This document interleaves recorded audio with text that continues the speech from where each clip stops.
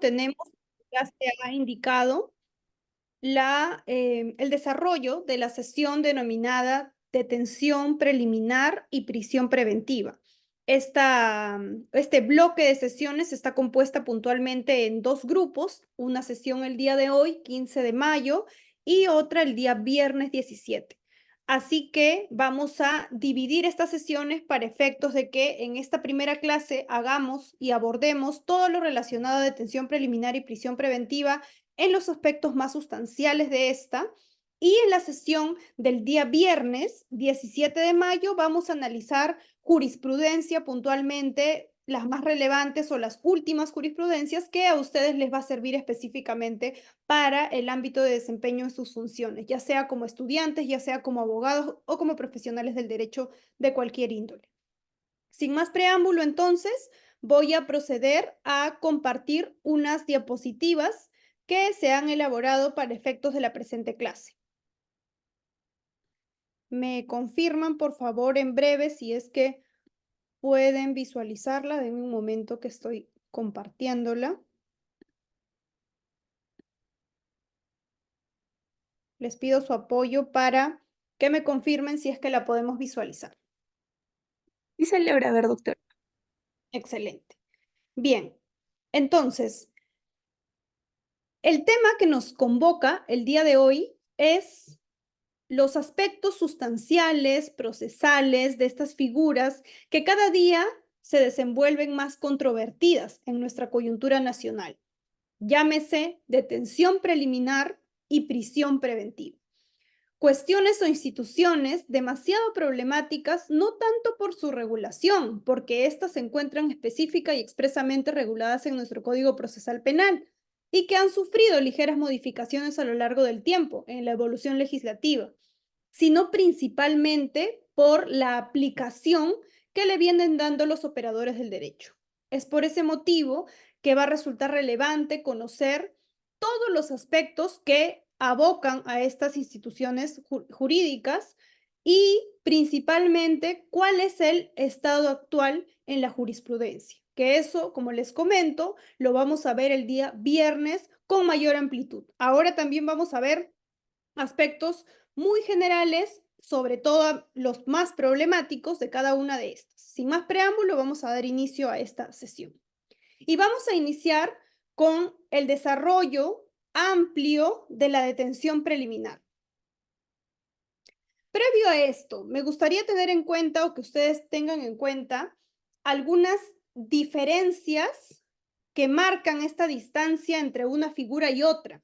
Si bien la detención preliminar y la prisión preventiva tienen semejanza como ser medidas de coerción personal, no es en la misma magnitud que se da su tratamiento. Me explico. En el caso de la detención preliminar, como les indico, es una medida de coerción en la que no se necesita una audiencia previa, ni tampoco se necesita notificar al imputado. Aspectos muy importantes. Situación que sí es requerida de manera obligatoria para la prisión preventiva. Es una de las diferencias más relevantes entre la detención preliminar y la prisión preventiva. Tengamos en cuenta ello porque la prisión preventiva requiere de manera obligatoria la comunicación por parte de la judicatura a todos los sujetos procesales y sobre todo al imputado y a su defensa técnica. ¿Por qué? Porque es la medida de coerción más gravosa que prevé nuestro ordenamiento jurídico penal. Entonces, una de estas diferencias que hay que tener en cuenta es que para la detención preliminar, por eso se le llama que es de inaudita parte, es decir, que no se requiere comunicarle al imputado sobre este extremo. Tampoco se requiere audiencia previa o debate, como sí es obligatorio en la prisión preventiva, donde se tienen que notificar a todos los sujetos procesales y para instalarse válidamente la audiencia tiene que estar presente el Ministerio Público, el imputado y su defensa técnica. Algunas cuestiones preliminares. Vamos a empezar con la detención preliminar. ¿Qué significa esta figura? cuál es el ámbito de aplicación de esta, cuál es su regulación y demás, es lo que vamos a abocarnos en este primer bloque tan complejo como puede ser la detención preliminar. Tenemos lo siguiente. Como un resultado del trabajo coordinado entre las fiscalías especializadas en delitos de corrupción de funcionarios y las áreas especializadas de la PNP, este es el reporte que se arroja. Fíjense, 453 detenciones preliminares. Esto es el reporte del año pasado. 220 prisiones preventivas. Imagínense cómo saldrá el reporte el siguiente año, porque seguramente ustedes también, al igual que yo, hemos estado viendo casos de coyuntura en las cuales se requieren a diestra y siniestra detenciones preliminares, ¿no? Tanto funcionarios, servidores públicos, agentes públicos, como prisiones preventivas. Hay 470 medidas de levantamiento del secreto de las comunicaciones, 157 medidas de levantamiento del secreto bancario. Todas estas en el marco justamente de los casos puntualmente de corrupción de funcionarios, solo por poner un botón de muestra. Ahora bien, ¿qué es la detención preliminar? Puntualmente, ¿qué es la detención preliminar judicial? Porque ese es el término que nuestra normativa adopta. Es una medida de privación de la libertad personal porque evidentemente, tanto en la detención preliminar judicial como en la prisión preventiva, se va a privar de libertad a una persona. Entonces, no es un aspecto menor, sino que aquí estamos tratando puntualmente con la libertad personal de un sujeto imputado. Pero en ambos casos se ordenará judicialmente, es decir, el juez de la investigación preparatoria, a solicitud fundada del fiscal, es que ordenará la detención preliminar judicial. Repito, no se requiere audiencia previa ni tampoco se requiere comunicárselo al imputado. Como ya veremos, en el caso de la prisión preventiva, sí es obligatorio. Ahora, esta, como se indica, además, esta es una cita extraída del libro Lecciones, página 450 del profesor César San Martín Castro, indica que es una medida dictada mediante auto fundado, quien lo ordena, el juez de investigación preparatoria, y sin trámite alguno. Y acá viene esa tingencia. No se necesita correrle traslado al imputado, tampoco se necesita audiencia previa, sin trámite alguno, que ha iniciado averiguaciones. Hay un fiscal que está iniciando las averiguaciones y en este acto de urgencia es que requiere la detención preliminar judicial, siempre y cuando concurran presupuestos materiales para su configuración. Entonces, y otros puntos adicionales, nos dice, en los supuestos de ausencia de flagrancia delictiva. Claramente, si se trata de un caso de flagrancia delictiva, estamos hablando de otro tipo de instituciones. Y cuando el imputado se encuentra debidamente individualizado, aspectos que deben concurrir necesariamente para efectos de otorgar la detención preliminar judicial. Importante, no flagrancia delictiva y que el imputado se encuentre policialmente identificado. ¿Quién se encarga de hacer la detención? La Policía Nacional del Perú, específicamente. Entonces, se necesita que policialmente esta persona se encuentre debidamente identificada, que sepamos dónde está residiendo o dónde se está quedando para que mediante una intervención o un operativo se pueda detener, aprehender a esta persona. Y para ello tienen que concurrir también presupuestos materiales que exige la norma. Este es un resumen, ahora vamos a revisar todo el tenor literal de la norma para ir escudriñando cada una de estas secciones. Primero tenemos razones plausibles, nos dicen, para considerar la comisión de un delito. Si hacemos una analogía, la redacción básicamente para la prisión preventiva nos dice, ¿no?, que existan graves y fundados elementos de convicción. Para la detención preliminar nos habla de una manera mucho más genérica, razones plausibles para considerar la comisión de un delito. B, delito de determinada entidad, como expresión del principio de proporcionalidad. También, como en cualquier medida que prive la libertad de una persona, tenemos que hacer ponderación de derechos. Por tanto, se tiene que aplicar definitivamente el test de proporcionalidad. Entonces, tiene que ser un delito de tal entidad o de determinada entidad que se pueda aplicar esta ponderación y que el delito esté sancionado con una pena privativa superior a 4 años. En el caso de la prisión preventiva, teníamos también este tenor, ¿no? Haciendo una analogía. Prognosis de pena superior a los 4 años, que ahora ha sido modificada por el Decreto Legislativo 1585, que reviste o prevé que sea ahora una pena superior a los 5 años. Aquí nos hemos quedado con 4, con la detención preliminar judicial. Y un tercer tópico, en relación al motivo de la detención, nos dice que se desprenda cierta posibilidad de fuga u obstaculización. Importante también, si hacemos una analogía, aquí tenemos, digamos, una especie de un peligro procesal, ¿cierto? Entonces, básicamente, este es un pedido de prisión preventiva, pero mucho más superficial. Por eso es que no se exigen los mismos presupuestos para esta. Y por eso es que tampoco podemos analogar o autenticar ambas medidas de coerción. Son totalmente diferentes en escenarios y contextos diferentes. Lo único que los hace semejantes es que lo otorga un juez de investigación preparatoria y que tiene que ver con una medida de coerción personal. En ambos casos se va a privar de la libertad de una persona. Sin embargo, los presupuestos son diferentes. Repito, presupuestos materiales que se exige, razones plausibles para considerar la comisión de un delito.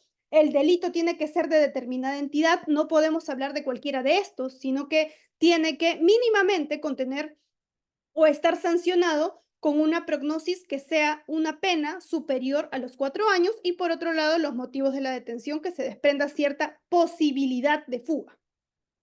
En los casos ordinarios o la sede natural es que se investigue a alguien desde las diligencias preliminares, es decir, en esta etapa o esta subetapa que se llama investigación preliminar en libertad.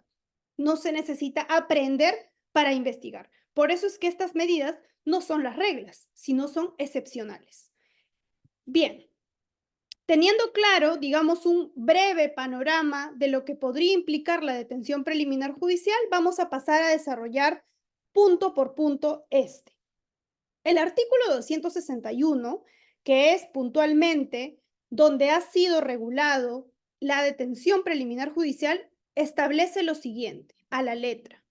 El juez de la investigación preparatoria ya nos indica que no cualquiera otorga la detención preliminar judicial, sino que tiene que ser un auto debidamente motivado judicialmente. ¿Quién es el juez legitimado? El juez de la investigación preparatoria. A requerimiento del fiscal. Esto no puede ser de oficio, tiene que ser requerido, pedido por un fiscal. Sin trámite alguno, ya les expliqué ese término, y teniendo a la vista las actuaciones remitidas por aquel, dicta mandato de detención preliminar. Y acá vienen los presupuestos materiales. ¿Cuáles son? Primero, que no se presente un supuesto de flagrancia delictiva. Nuevamente, ese es el mismo presupuesto. No tiene que existir flagrancia delictiva, porque en ese caso estamos en otra figura. Si es que existe flagrancia, existe también la detención policial, el arresto ciudadano. Existen otros mecanismos o instituciones que ya revisten esa figura. Acá no estamos en un escenario de flagrancia. Estamos en un escenario donde está un fiscal que tiene que realizar diligencias urgentes e inaplazables. Estamos en una fase de diligencias preliminares y que hay un riesgo de que este investigado se fugue. Ha cometido presuntamente un delito cuya prognosis de pena es superior a los 4 años y por tanto solicita al juez de investigación preparatoria aprehenderlo. Esta medida es temporal, como cualquier medida de coerción personal. Si la prisión preventiva es provisional o temporal, la detención preliminar es mucho más. Es decir, no es que va a estar privado de su libertad 9 meses, porque estaríamos en otro escenario, prisión preventiva, por ejemplo.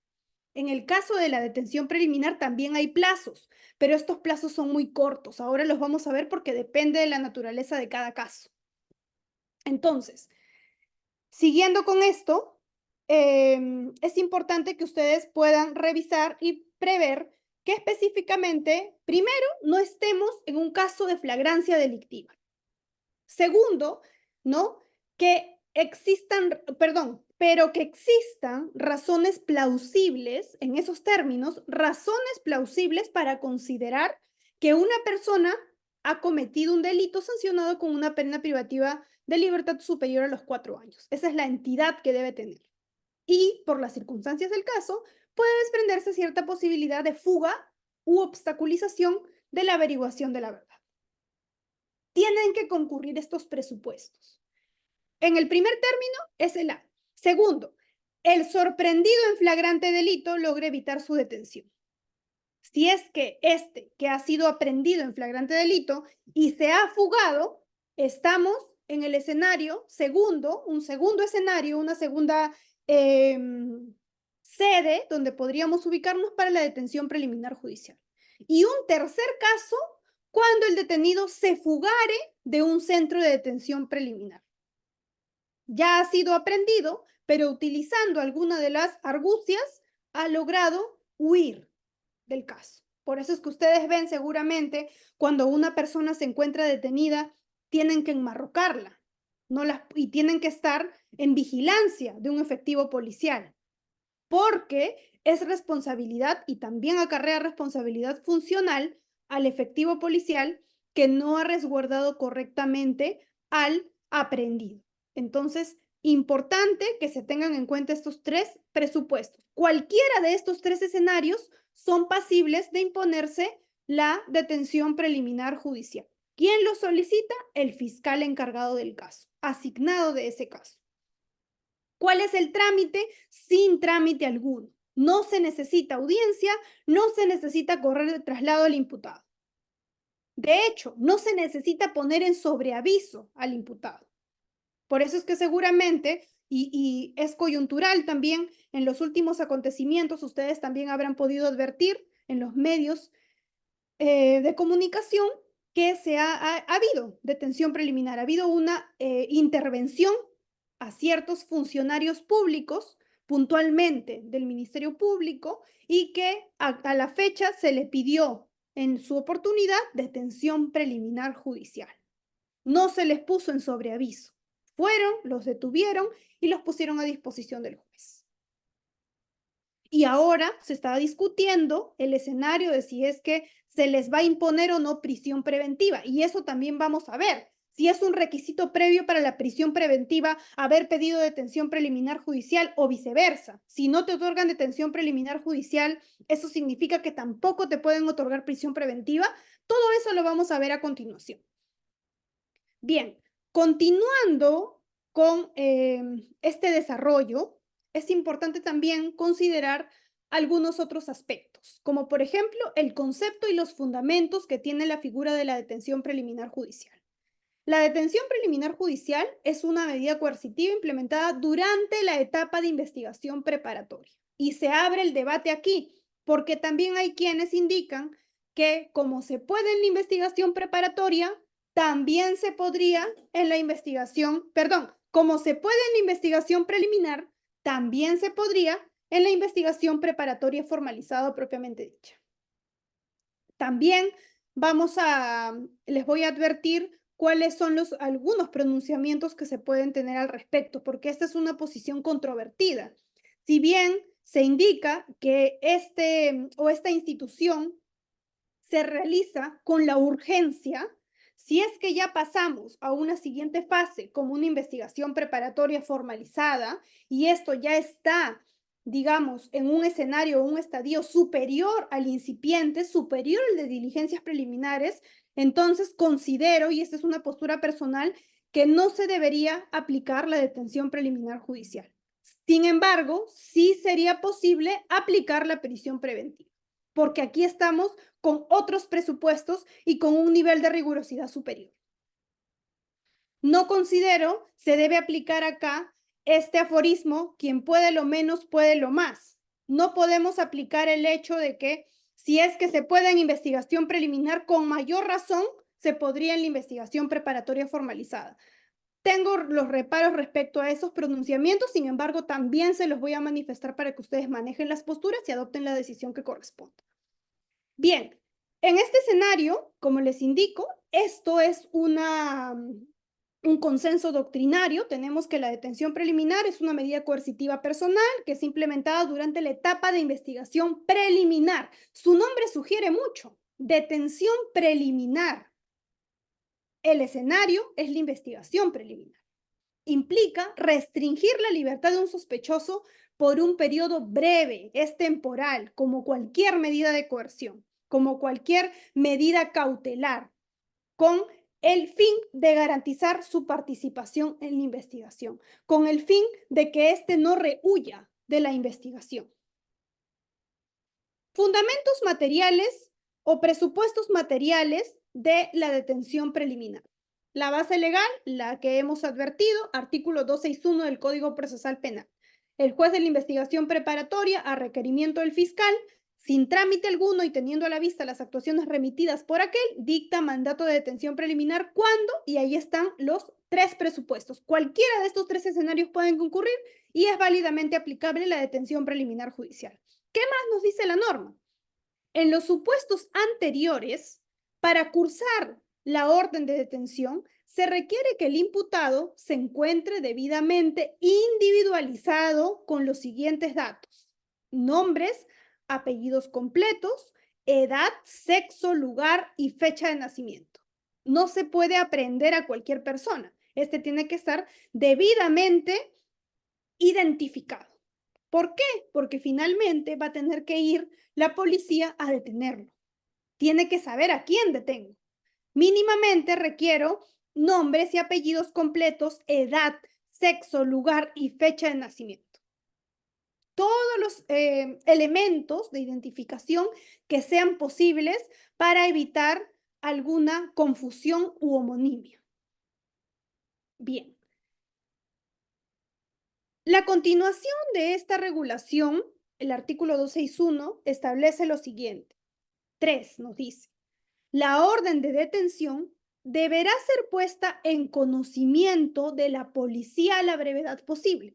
Una vez que el juez lo ordena, a pedido del fiscal, sin trámite alguno, y que concurran esos presupuestos anteriormente indicados, se tiene que poner en conocimiento oportuno, inmediato, a la Policía Nacional del Perú, de manera escrita bajo cargo, quien le ejecuta de inmediato.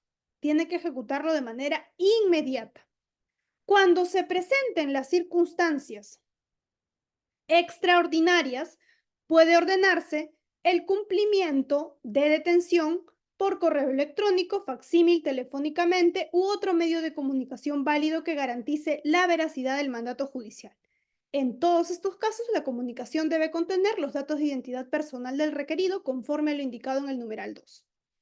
4. Las requisitorias cursadas a la autoridad policial tienen vigencia de 6 meses y estos tienen que ser renovados no automáticamente. Por eso es que suele pasar muchísimo que seguramente habrán tomado conocimiento que hay muchas personas requisitoriadas y que no está vigente su mandato de detención. ¿Por qué? Porque muchas veces vence y esto no es renovado de manera automática. Más bien, lo que es de manera automática es que caducan automáticamente, tienen que ser renovadas y esto es un pedido que tiene que hacer la parte para efectos de que nuevamente aparezca en el sistema. Controvertido y también perjudicial, porque esto hace que se filtren muchas veces este tipo de escenarios de impunidad, donde no se pueda capturar específicamente y hay muchísimos juicios por eso que no inician. ¿Por qué? Porque se requiere la presencia obligatoria del imputado o acusado. Es uno de los casos que realmente han generado muchísima controversia y retroceso, salvo específicamente algunos otros delitos que sí son imprescriptibles. Bien, no sé si hasta aquí tengamos alguna pregunta. Permítanme, por favor, un minuto que necesito conectar la energía a mi computadora. Si es así, por favor, dejar preguntas en el chat o en todo caso levantar la mano.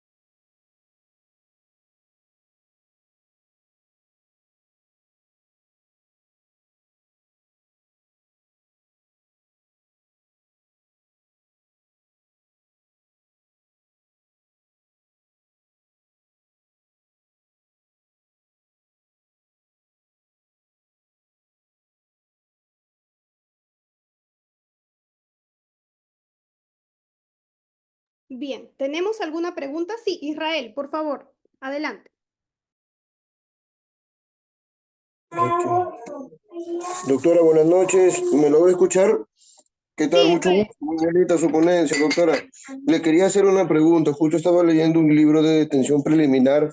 Póngase en el caso de drogas o actos de corrupción. Dicen que los días de detención de una persona cuando no se encuentra en flagrancia, o sea, estamos hablando de una persona que la detienen sin saber que cometió un delito, pero en el transcurso del tiempo se contabiliza el hecho delictivo. ¿Cómo podría ser para contabilizar los días hábiles dentro de la detención preliminar? Porque dicen que los días también se cuentan de la detención por parte del juez. Estamos hablando de la detención preliminar para que se puedan remontar a los días que son establecidos por casi 15 días, que son los de corrupción o drogas. ¿Cómo podría ser eso? Muy bien. Vamos a ver en breve los plazos que están adoptados para responder a su pregunta interesante. Lo vamos a tener aquí en el tintero para responderla, por favor, en el transcurso en el orden establecido. Muy pertinente la pregunta. Vamos a Muchas continuar. gracias, doctor. Gracias a ti, Israel. Vamos a continuar entonces con este acápite y vamos a llegar también a este punto que nos ha comentado Israel. ¿Sí? Tenemos aquí principios procesales que rigen la detención preliminar en el Perú. Estos principios que no debemos pasar por alto. Puntualmente, el juez de investigación preparatoria no puede omitir. Tenemos el primer principio, presunción de inocencia, contemplado en el artículo 2 del título preliminar de nuestro nuevo Código Procesal Penal. El principio de legalidad, lo propio, proporcionalidad, porque aquí también, repito, al ser una medida de coerción personal y al estar ligada el derecho a la libertad personal, es importante que se haga una ponderación correcta. El otro principio es el de motivación, artículo 262 del Código Procesal Penal. Las resoluciones judiciales tienen que estar debidamente motivadas. No puedo decir, te otorgo la detención preliminar judicial, sin indicar el desarrollo del porqué. Y por otro lado, al ser una medida de coerción, es de carácter temporal. Esto no es definitivo, no es indefinido, existe un plazo. Por eso es que es pertinente la pregunta que nos ha hecho Israel. Artículo 264 del Código Procesal Penal. Lo vamos a ver a continuación. Acá viene un punto adicional, previo a los desarrollos que estamos esgrimiendo. En la casación 1-2007 Guaura, que es una casación muy conocida porque fue una de las primeras en el marco de la implementación del nuevo código, se hicieron algunas puntualizaciones. ¿Me logran escuchar correctamente? ¿Tengo alguna interferencia, me parece? Me confirman, por favor, en el chat y continuamos. Lo que Sí nos se le indica... logra escuchar, doctora. Excelente, gracias. En esta casación 1-2007 Guaura, como les indico, que es una casación emblemática porque surge a propósito de estas implementaciones y uno de los primeros distritos judiciales es el distrito de Guaura específicamente. Por ese motivo es que, digamos, es emblemático. Vamos a desarrollar un poco más de lo que nos indica. Abre comillas y eso es textual. Si bien se trata de una privación de libertad provisional de naturaleza estrictamente cautelar, su fin es, por un lado, asegurar a la persona del imputado y de otro, la realización inmediata de actos de investigación. ¿Por qué se aprende a la persona? Obviamente, porque hay un riesgo de fuga, claro. Pero lo más importante, ¿por qué entonces no le dictamos prisión preventiva? Primero, porque hay escenarios diferentes. Para la investigación preliminar, operaría, no en todos los casos, la detención preliminar, como excepción. Si estamos formalizando la investigación, se puede requerir, no en todos los casos, la prisión preventiva como excepción también. Importante. Pero por un lado, claro, aseguramos la presencia del imputado en esta investigación. Y por otro, importante también, se tienen que realizar inmediatos actos de investigación, urgentes o inaplazables, destinados a cumplir el objetivo de la investigación. no es que se los aprende por hacerlo, o porque se van a fugar simplemente, o porque hay un presunto riesgo de fuga, sino que aquí se los aprende porque tenemos que realizar diligencias y tienen que ser urgentes e inaplazables. Y estas son las conclusiones a las que arriba esta casación, Guaura, Distrito Judicial de Guaura. Primero, no es presupuesto de la prisión preventiva que el imputado se encuentre detenido policial o previo arresto preliminarmente por orden judicial. Es decir, no es un requisito previo para la prisión preventiva la detención preliminar judicial o cualquier otra detención previa. Otra conclusión, la no aceptación de la detención preliminar no imposibilita un posterior requerimiento de prisión preventiva. Otro punto importante. Es decir, si no otorgan detención preliminar judicial al fiscal, no significa por sí mismo que no se va a imponer prisión preventiva. Estos manejan o son instituciones diferentes, que tienen también presupuestos y regulaciones diferentes. Ojo con eso. Continuamos con este desarrollo. En relación a la oportunidad procesal y las causas que justifican la detención preliminar. Tenemos, y acá viene esta postura que puede resultar controversial, sin embargo, cumplo con transmitírselas también a ustedes para que tengan conocimiento. En este expediente 1063-8-2019, cuaderno 98, se ha indicado lo siguiente, que en un caso en el cual ya no estaban en investigación preliminar, sino en investigación preparatoria formalizada, ¿qué pasa? Que el fiscal quiere requerir detención preliminar judicial. En este caso quiere requerir detención preliminar judicial. Y puntualmente nos dice, consecuentemente, al no haberse solicitado prisión preventiva para los imputados, ello no faculta al Ministerio Público a solicitar su detención preliminar, por cuanto no nos encontramos en la etapa preliminar de investigación, donde ya se llevaron a cabo todos los actos de investigación urgentes e inaplazables. Recuerden la finalidad de cada una de las subetapas. En una investigación preliminar realizamos actos urgentes o inaplazables. En una investigación preparatoria, más adelante, y es un estadio superior por eso, de la investigación preliminar, es que ya tenemos una imputación concreta en contra de un imputado. Tenemos ya indicios reveladores de que éste presuntamente ha cometido un delito y que además se encuentra vinculado a este. Entonces, nos dice, sino que contamos con un proceso penal formal, es decir, investigación preparatoria formalizada, aperturado al haberse dispuesto la formalización de la investigación preparatoria, donde luego de obtenerse nuevos elementos de convicción y de ser el caso el señor fiscal puede requerir prisión preventiva. Fundamento jurídico 2.4. Esto fue apelado y la sala indica lo siguiente. Si la detención preliminar podría ser ordenada durante las diligencias preliminares, también podría hacerlo la formalización de la investigación preparatoria aplicando el principio general de quien puede lo más, puede lo menos. ¿Ok? Particularmente, discrepo con este pronunciamiento por cuanto las normas procesales no pueden aplicarse de manera restrictiva, perdón, no pueden aplicarse de manera extensiva, como en este caso. Aplicando este criterio a fortiori, quien puede lo más, puede lo menos, no significa que porque en la sede natural de las diligencias preliminares se pueda pedir detención preliminar judicial, esto lleve a la conclusión aplicando analogía o interpretación extensiva, porque eso es lo que se está haciendo, estirar la norma para que en perjuicio del imputado acusado, en este caso el imputado investigado, se pueda privar de libertad. En este caso lo que procedería es arribar con todas las reglas de la prisión preventiva, porque la prisión preventiva exige reglas mucho más drásticas, mucho más serias. Por eso es que nos dicen sospecha fuerte.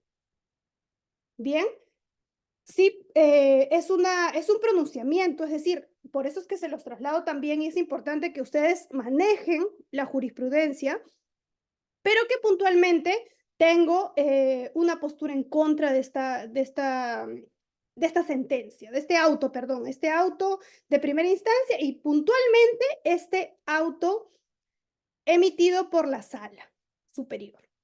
Bien, ahora, entonces, ¿cuál es la oportunidad procesal de la detención preliminar? ¿Es las diligencias preliminares o la investigación preliminar o en la investigación preparatoria propiamente dicha? Y acá hay que marcar distancia de dos instituciones diferentes. La detención preliminar judicial tiene una sede natural en la investigación preliminar. Por eso es que su nombre lleva ese título, detención preliminar. En el caso de la prisión preventiva, el escenario sobre el cual se tiene que pedir o a partir de cuándo se tiene que pedir es desde que se ha formalizado la investigación, puntualmente desde que el fiscal dispone la formalización y continuación de la investigación preparatoria. Bien, eso es absolutamente importante a tener en consideración. Tenemos entonces, en el caso de las causas que justifican, las que acaban de verificar a continuación y que ya lo hemos desarrollado. Este procedimiento, aquí está la fuente también. Si ustedes quieren tenerlo de una manera mucho más gráfica, ¿no? Es el siguiente. Es básicamente el mismo criterio, la misma ruta que hemos venido desarrollando y que ahora lo vamos a disgregar también para que ustedes lo tengan. Esto ha sido extraído de una guía de actuación del juez en el nuevo Código Procesal Penal. Ahí está puntualmente la cita. Y lo que se tiene, pues, es que en el caso del desarrollo del artículo 261, detención preliminar judicial, es que el juez lo tiene que ordenar. Esta es una solicitud que hace el fiscal. Debe contener ciertos criterios o presupuestos, sobre todo la identificación, exposición sucinta de los hechos, objeto de imputación, y los fundamentos de hecho y derecho con mención expresa de las normas legales. No es simplemente un pedido que no tiene ninguna base legal. Se necesita de manera obligatoria que el fiscal justifique su pedido. Y mucho más que el juez, para convalidar ese acto, lo pueda justificar debidamente conforme a las normas, es decir, motivar. Si es que el juez estima conveniente la procedencia, dictará mandato de detención y dará a conocer de manera inmediata a la Policía Nacional del Perú, quien va a ejecutar esta detención. Bien, los presupuestos ya los hemos revisado, seguramente en el transcurso de la exposición vamos a seguir reabriendo algunos otros puntos, pero son puntualmente estos tres escenarios. Primero, que no se presente un supuesto de flagrancia, pero que existan razones plausibles. En esos términos nos dice la norma, para considerar que una persona ha cometido un delito sancionado con una pena superior a los 4 años y que además exista por las circunstancias se pueda desprender cierto peligro o posibilidad de fuga. Un segundo supuesto es que el sorprendido en flagrante delito logre evitar su detención y un tercer punto es que el detenido se fugare de un centro de detención preliminar.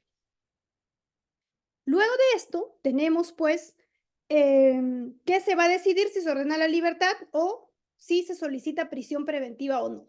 Usualmente, por eso es que no es una regla y no forma parte de un presupuesto previo para la prisión preventiva ordenar la detención preliminar judicial, ni tampoco rechazarla. Son cuerdas, son pedidos independientes que tienen su forma y modo también independientes. Bien. Correcto. Vamos a continuar con este desarrollo. Hay algunas garantías procesales del detenido y estas son las que se deben estipular y estimar conforme a esta ley antes referida. Tenemos puntualmente alguno de estos. Que se presuma su inocencia. Que se le respete su integridad física y psíquica. Por eso es que cuando una persona es aprendida tiene que pasar por un reconocimiento médico legal. a ser examinada por un médico legista en consecuencia, o quien haga sus veces, a ser defendido de un abogado, a ser informado de las razones de su detención y a comunicarse con un familiar cercano o su abogado u otra persona de su elección. Hay excepciones también contempladas en el artículo 265. Son muy puntuales. Bien. Prosiguiendo con este desarrollo, porque aquí estamos haciendo algunos aspectos principalmente doctrinarios, porque les repito, vamos a tener que ahondar, y ese es el objetivo central de la clase, que también tengamos y revisemos jurisprudencia, porque ustedes verán, así sean estudiantes, abogados, fiscales, cualquier operador del derecho necesita también manejar doctrina y jurisprudencia. Siempre que estén en una clase, en un desarrollo, que tengan que revisar algo, tengan todos sus documentos a la mano y sobre todo su código. No puede faltar su código penal. Y, ¿por qué no?, revisar la jurisprudencia más actualizada que exista sobre la materia, que pueda generar controversia. Justamente esos escenarios o estos espacios son para ello. No solamente para repetir, sino principalmente para absolver algunas dudas que ustedes puedan tener. Bien, en este caso, continuando con este desarrollo, el artículo 264 estima, y acá viene el plazo, justamente pertinente a la pregunta que nos había hecho Israel en una primera oportunidad. Este artículo 264 nos indica, primero, que la detención policial dura un plazo de 48 horas o el término de la distancia. Detención policial.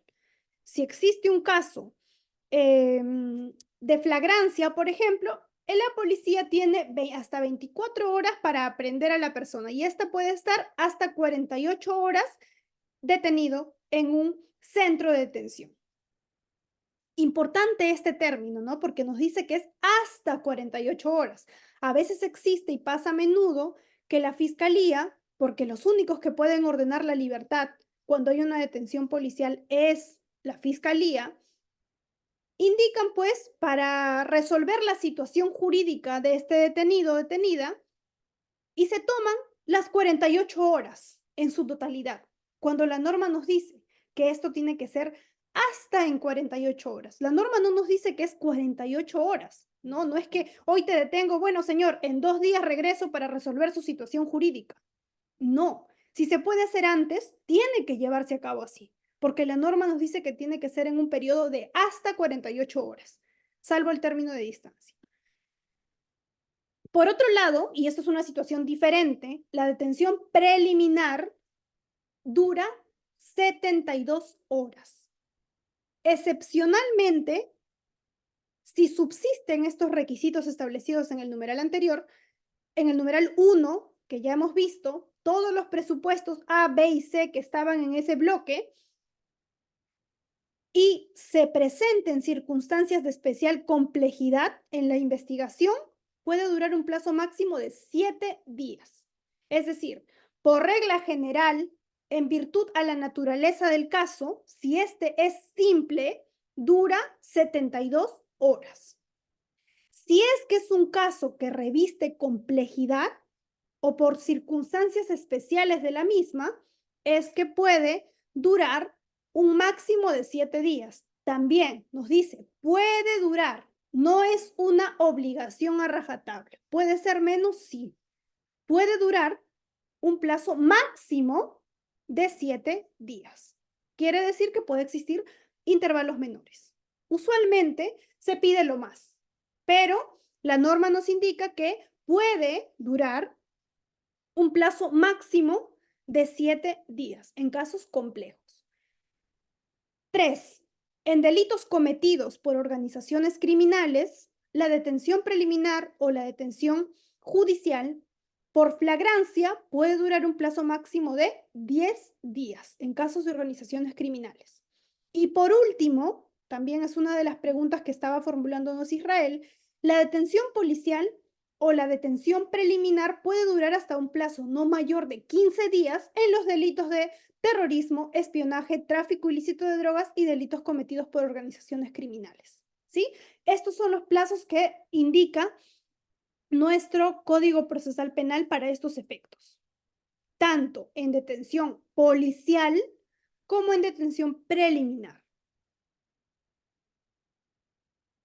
Bien.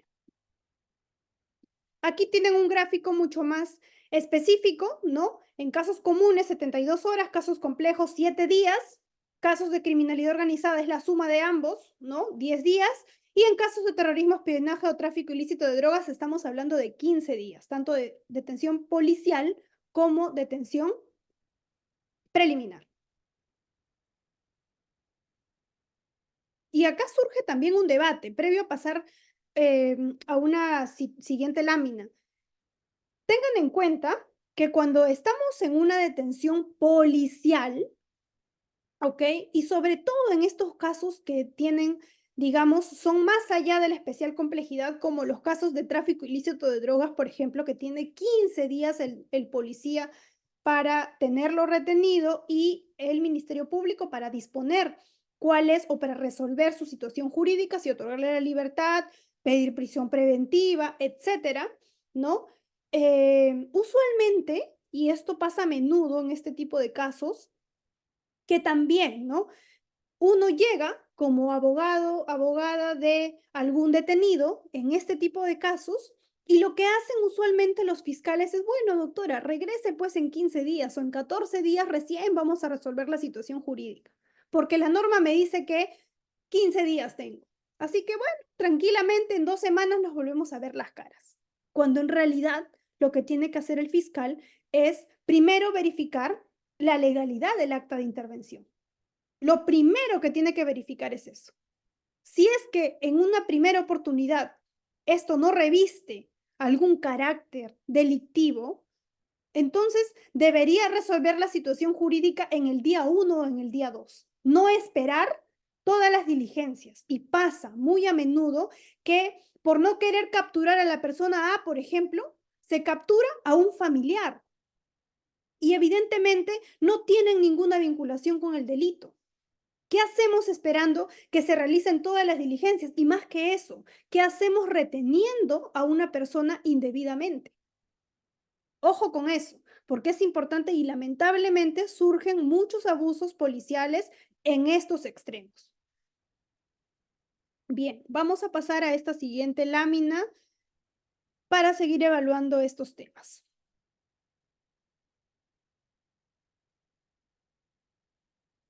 Acá nos han escrito en el chat. Me dan un momento, por favor, si lo reviso.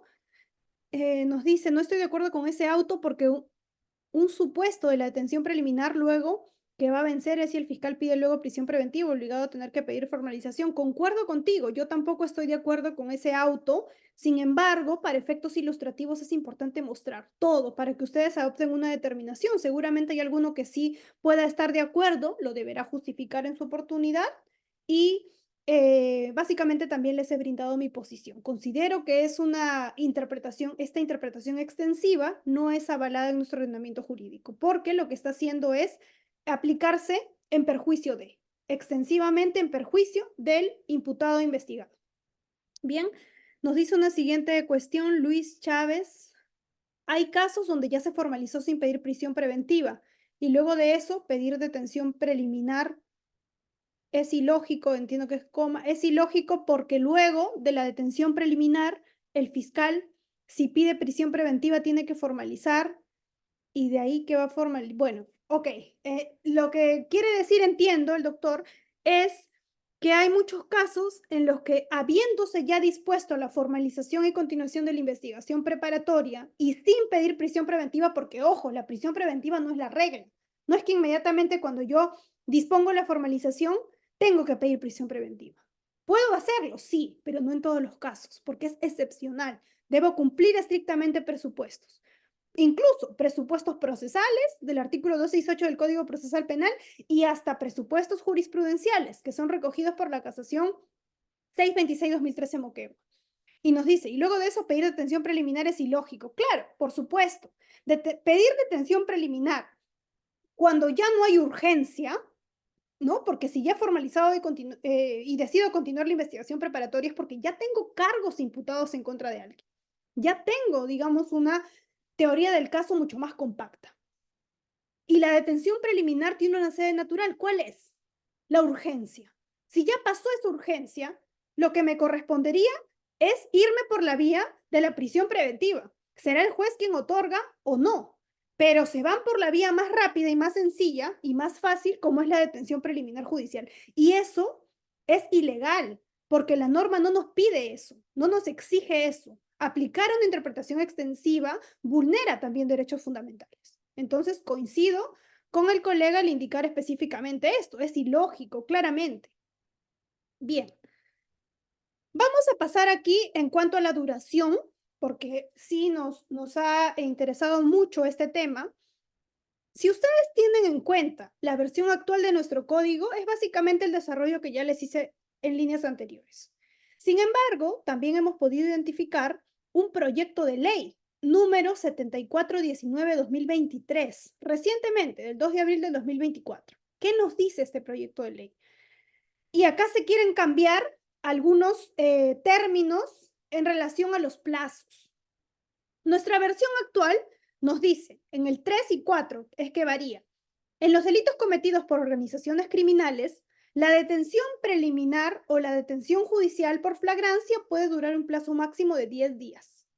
La modificación que se quiere hacer, porque es un proyecto, no es una modificación actual, nos dice, en los delitos cometidos por organizaciones criminales, delito de sicariato, incluido ampliado el catálogo de no solamente casos cometidos por organizaciones criminales, sino también incluir delito de sicariato, delitos de corrupción de funcionarios, delito de extorsión y delito de secuestro, que son considerados uno de los más graves en nuestro ordenamiento penal, nos dice que la detención preliminar o la detención judicial por flagrancia puede durar un plazo máximo de 15 días. Es decir, que quieren ampliar no solamente el plazo, sino también el catálogo de delitos. Acá es en la redacción legal que tenemos actualmente, nos indica únicamente los delitos cometidos por organizaciones criminales. Ahora se quiere incluir otros delitos, entre ellos corrupción de funcionarios, por ejemplo, y ampliar este margen de 10 a 15. Un segundo bloque nos dice la detención policial o la detención preliminar puede durar hasta un plazo no mayor de 15 días en los delitos de terrorismo, espionaje, tráfico ilícito de drogas y delitos cometidos por organizaciones criminales.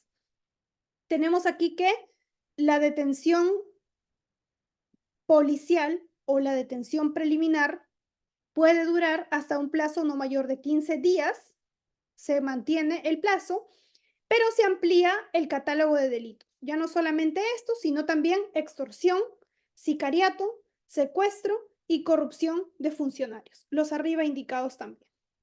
¿Sí? Es un proyecto de ley recientemente propuesto el 2 de abril del 2024 y bueno, está en discusión si es que se hace esta modificatoria o no.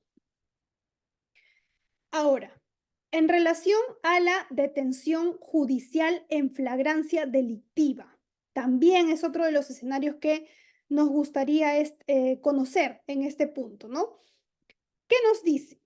El fiscal puede requerir al juez de la investigación preparatoria dentro de las 12 horas de producida la detención efectiva por la Policía Nacional del Perú, la emisión del mandato de detención judicial hasta por un máximo de 7 días. Si ustedes ven acá, que no pase desapercibido en este gráfico, en la parte celeste, la parte inferior, nos dice convalidación y extensión de la detención. Eso es lo que vamos a desarrollar justamente a propósito de la pregunta que nos están haciendo. Nos dice, artículo 12 y 6, esta es la figura puntualmente de la convalidación. El fiscal puede requerir al juez de la investigación preparatoria dentro de las 12 horas de producida la detención efectiva por la Policía Nacional del Perú, la emisión del mandato de detención judicial hasta por un máximo de 7 días. Aquí es que se produce esta convalidación. Tiene un plazo el fiscal perentorio de 12 horas de producida la detención. Y en este caso, se puede requerir y se puede ordenar por parte del juez la detención judicial hasta por un máximo de 7 días, cuando por las circunstancias del caso se desprenda cierta posibilidad de fuga u obstaculización de la averiguación de la verdad. Quiere decir que tenemos estas 12 horas desde que está aprehendido y a partir de allí, hasta ese plazo máximo se tiene para que el juez ordene por un máximo de 7 días la convalidación de esta detención preliminar. Tendríamos entonces esta persona podría estar aprehendida 12 horas más 7 días, como máximo. Cuando por las circunstancias del caso se desprenda cierta posibilidad de fuga o obstaculización de la averiguación de la verdad.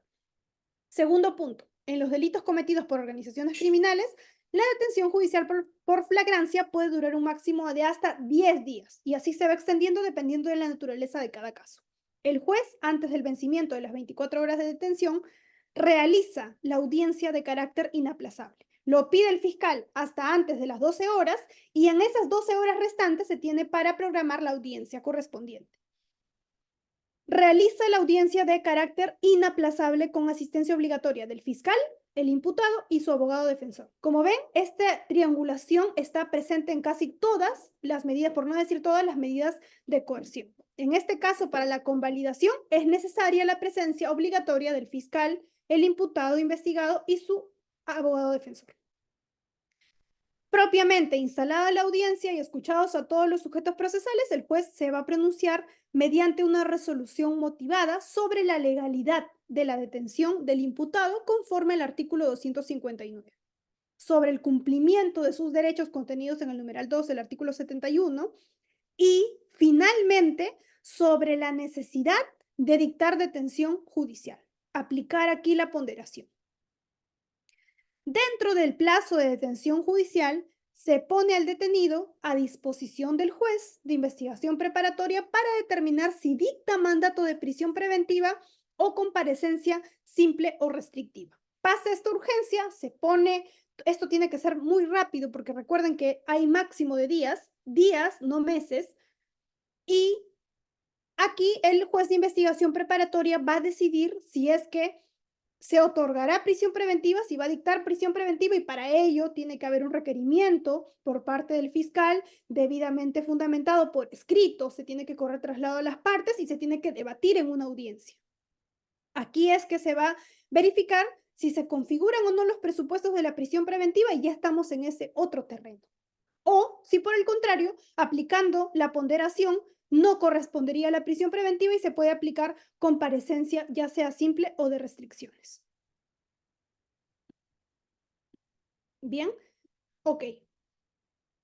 En relación a los medios de impugnación, esta resolución judicial, este auto de detención preliminar, puede ser apelada conforme el numeral contra este auto y los que decreten la incomunicación y detención judicial en el caso de flagrancia, procede recurso de apelación. Es apelable. El plazo para apelar es de un día. Importante también esto de los plazos. Recuerden que aquí estamos corriendo con los plazos. Por eso es que se ha previsto que el plazo para apelar sea de un día hábil. La apelación no suspende la ejecución del auto impugnado. Es sin efecto suspensivo. Un segundo punto es que el juez eleva en el día los actuados a la sala penal, la que resuelve en este caso previa audiencia. En la sala ya tenemos otro escenario. Acá sí hay una audiencia que se programa dentro de las 48 horas de recibido los autos y esta decisión se expide en audiencia. Todo es relativamente rápido. Por ese motivo es que procede el recurso de apelación también. Bien. Aquí también les presento esta jurisprudencia relativamente reciente recaída en el expediente 00979-2019, cuaderno 86, de fecha 3 de mayo del 2019, en el fundamento jurídico 11º señala lo siguiente, que el pretender que se dicte detención preliminar sin una finalidad concreta, y acá para desarrollar puntualmente esta motivación que debe existir, se debe tener en cuenta lo siguiente. A ver, un momento, tenemos aquí una pregunta formulada en el chat. Deme un momento, por favor.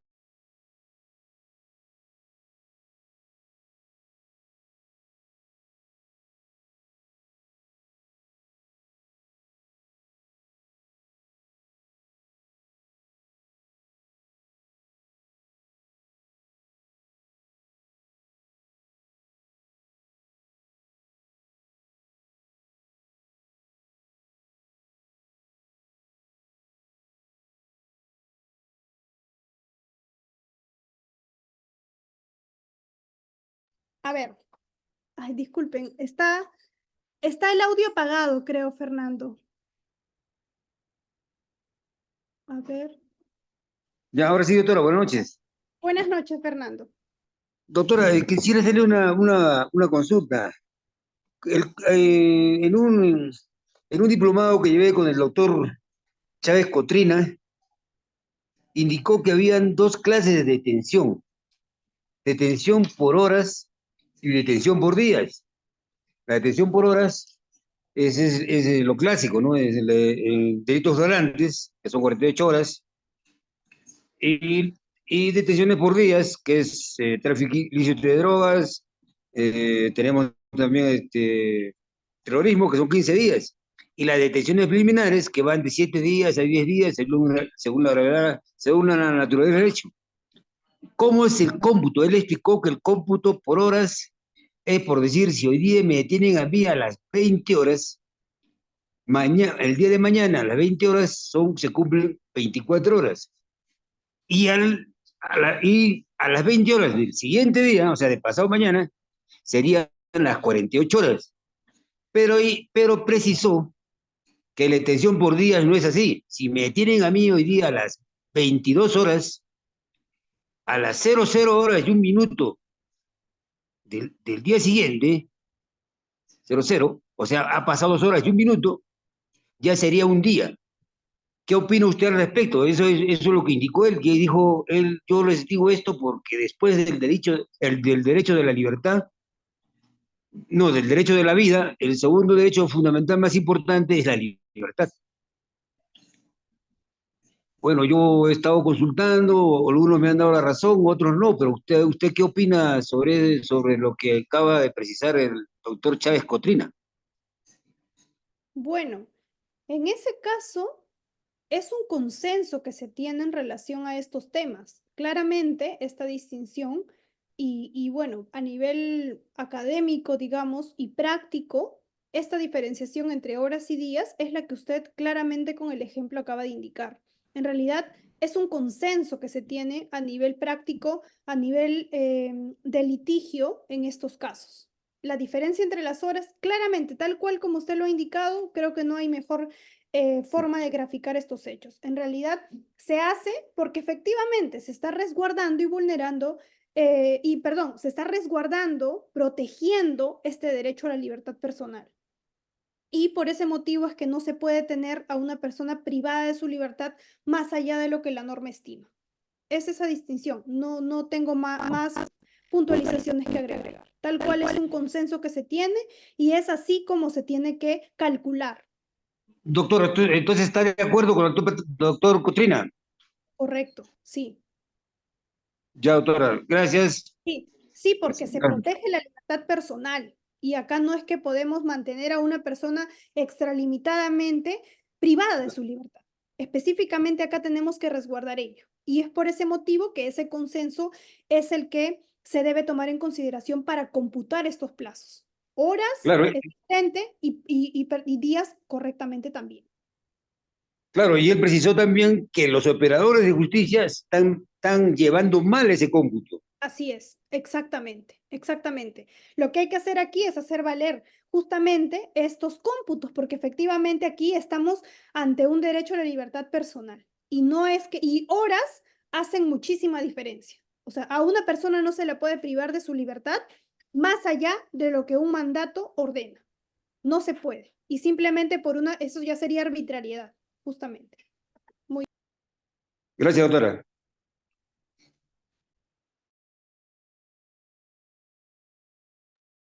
Ok, perfecto. Ahora vamos con este siguiente punto. Estábamos desarrollando este expediente.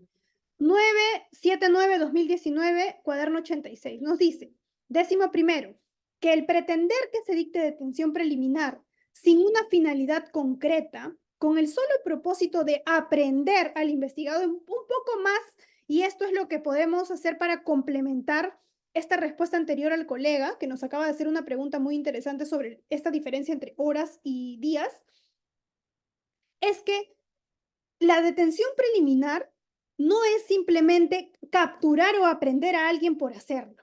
porque eso es arbitrario, ¿no? Por eso es que nos dice, fundamento 11º, perdón, considerando 11º, que el pretender que se dicte detención preliminar sin una finalidad concreta, con el solo propósito de aprender, capturar al investigado para luego formalizar la investigación preparatoria y requerir una eventual prisión preventiva, sería desnaturalizar la función de la detención preliminar. De paso, avalar prácticas no acordes con el nuevo modelo procesal penal. Ustedes, y acá por eso es que vamos a hacer a lo largo de estas clases un desarrollo también de específicamente todos los pronunciamientos que podamos, bueno, que nos alcance el tiempo también, pero sobre todo los que ustedes puedan ayudarles a complementar sus escritos o sus alegatos. Bien, entonces, para cerrar este capítulo, no es posible, no está permitido, porque eso sería un acto arbitrario, aprender por aprender, sino que esto tiene que estar, esto sería, como dice esta resolución, este auto, desnaturalizar una función como lo es de la detención preliminar y avalar, nos dice, agrega, prácticas no acordes con el nuevo modelo procesal penal. En la detención preliminar, y que surge por eso en un escenario de investigación preliminar, lo que se hace es que el fiscal, previamente al cumplimiento de estos presupuestos, lo haga sin trámite alguno. Claro, hay menos barreras que una prisión preventiva y por tanto no se puede abusar de estas figuras. No es que como la prisión preventiva me exige mucho, tengo que notificar al imputado, tiene que haber un debate, yo quiero algo rápido, quiero tener a esta persona prendida y con esto logro la formalización, ¿no? No se puede utilizar figuras para lograr estos fines arbitrarios. Tiene que ser específicamente en la forma y modo requeridos en cada una de las instituciones. Si en este caso hay menos presupuestos, también hay menos, formalidad, lo que sí tenemos es que se debe cumplir los presupuestos específicos. Bien. Ahora, otra jurisprudencia para llenar un poco más esta otra línea. En la apelación 11-2017 Loreto del 15 de febrero del 2019 nos dice lo siguiente. 4.3, detención preliminar judicial. Por su carácter gravoso, recuerden, estamos privando de la libertad a alguien. La restricción de la libertad. Me están preguntando por los presupuestos. Un momento, por favor, ahorita vamos a ir viendo el chat. Está un poco dispersa la... Si me permiten continuar, por favor. Ok. Nos dice, por su carácter gravoso, la restricción de la libertad solo es permisible en situaciones absolutamente excepcionales y cuando tenga que darse. Estamos nuevamente privando de la libertad a alguien, ya sea por horas, ya sea por días. No es posible hacerlo de manera arbitraria, ¿no? Y cuando tenga que darse, es decir, cumplir con los presupuestos, que creo que que eso es lo que nos están preguntando, es lo que anteriormente ya hemos visto. Bueno, si hacemos un repaso nuevamente a propósito de la pregunta, tenga en cuenta que los presupuestos son los regulados en el artículo 261, tal cual como ya lo hemos indicado en líneas anteriores. A ver, si me permiten, lo tenemos aquí. Que no se presente un supuesto de flagrancia delictiva, pero que existan razones plausibles en esos términos para considerar que una persona ha cometido un delito sancionado con una pena privativa de libertad superior a los 4 años y que se pueda desprender un peligro de fuga u obstaculización. Un segundo presupuesto es que el sorprendido en flagrante delito logre evitar su detención y un tercero, el detenido se fugare de su centro de detención preliminar. Esos son los presupuestos a la pregunta que nos han hecho en el chat. Bien, entonces, vamos avanzando, por favor. Les pido concentración a este tema para no quedarnos o estancarnos. No es 5 años, no es 5 años, sigue manteniéndose en 4 años. Lo que ha cambiado es con el decreto legislativo 1585 para la prisión preventiva, pero no para la detención preliminar. Bien, continuemos. Correcto, Celeste. Es para la prisión preventiva, no para la detención preliminar judicial. Ojo, hay una diferencia grande. Continuamos. A ver, Igual las preguntas que ustedes formulan sirven para ir refrescando y que no quede ninguna duda, esperemos. De todas formas, como les digo, estamos haciendo una parte de detención preliminar judicial ahora y vamos a continuar en esta siguiente sesión que tenemos programada para el 17 de mayo, en 2 días. Ahí vamos a ver muchísimo más también y sobre todo, es lo que también me gusta bastante, inclinarlo por el lado jurisprudencial para que ustedes conozcan cómo es el tratamiento actual en el litigio. Muchos de ustedes seguramente se desempeñan en ese ámbito y es importante conocer todo ello. Acá tienen, por ejemplo, otra jurisprudencia en ese punto. Esta casación 1-2007 Guaura, del 26 de julio del 2007, como les digo, es una de las casaciones más emblemáticas porque se emitieron a propósito de la implementación del nuevo Código Procesal Penal y uno de los primeros distritos fue el de Guaura. Considerando cuarto, nos dice, no constituye presupuesto material de dicha medida personal que el imputado se encuentre sujeto a la medida provisionalísima de detención en cualquiera de sus modalidades. Importante también, para que ustedes lo citen, no constituye un presupuesto material de dicha medida personal que el imputado se encuentre sujeto a la medida provisionalísima de detención. No es un presupuesto previo para imponer prisión preventiva que exista detención preliminar judicial. Tampoco es un presupuesto previo que no se otorgue. No es que no otorgo prisión preventiva porque no se le otorgó en su oportunidad de detención preliminar judicial. Porque puede ser que el juez de investigación preparatoria correctamente, al advertir el pedido del fiscal, no considera que concurran los presupuestos y por tanto se siguen realizando las diligencias preliminares en libertad. Eso no obsta a que luego se tenga, o eso no es un obstáculo específicamente para que con esa razón no se otorgue prisión preventiva. No funciona así. No es un presupuesto uno del otro, ni la negación de uno presupone la negación del otro. ¿Sí? Son instituciones independientes diferentes, son incidentes diferentes. Agrega, por consiguiente, el imputado contra quien se solicita mandato de prisión preventiva puede encontrarse en muy diversas situaciones procesales.